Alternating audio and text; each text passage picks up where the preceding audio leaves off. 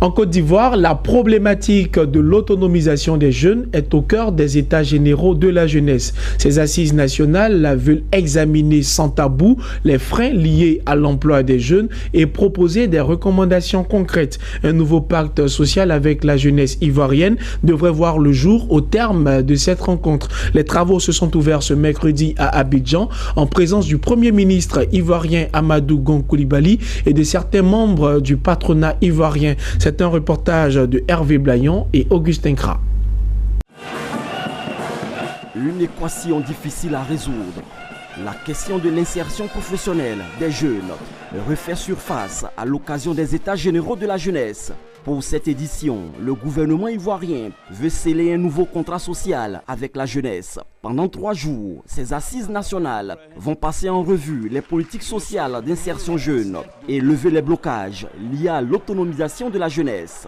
Contribuer à l'amélioration de l'efficacité des politiques et stratégies de promotion d'emploi des jeunes en vue d'amplifier les performances. De façon plus spécifique, il s'agira de passer en revue les initiatives et politiques gouvernementales en faveur des jeunes de 2011 à 2018, d'identifier les freins à leur fonctionnement ainsi que les propositions pour la levée de ces freins. Il sera enfin question d'instituer un dispositif opérationnel inclusif et pérenne de suivi et d'évaluation pour apprécier objectivement l'efficacité des initiatives politiques et stratégies de promotion de la jeunesse et de l'emploi des jeunes afin de prendre éventuellement des mesures correctives qui s'imposent. Invité à l'ouverture de ces travaux, l'Union panafricaine de la jeunesse s'est félicitée de la tenue de cette plateforme d'expression des jeunes avant d'encourager les autorités ivoiriennes à reconsidérer leur perception de la jeunesse. Ne sous-estimez pas ce que les jeunes sont capables de faire. Donnez-leur une chance et vous verrez les exploits qu'ils feront.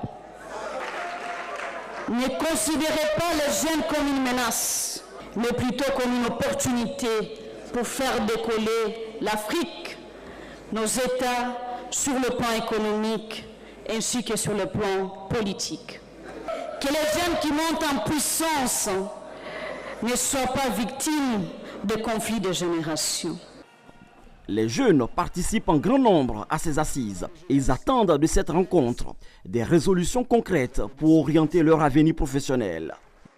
En venant à ces États généraux, les jeunes de toutes les régions, de toutes les organisations de jeunesse, de toutes les fédérations viennent ici avec le secret espoir qu'il y aura un impact nouveau entre le peuple de Côte d'Ivoire et sa jeunesse. Ce que nous attendons de ces États généraux, c'est de pouvoir donner une plus grande voix aux jeunes, de pouvoir faire participer les jeunes aux décisions, que nos décisions soient prises en compte.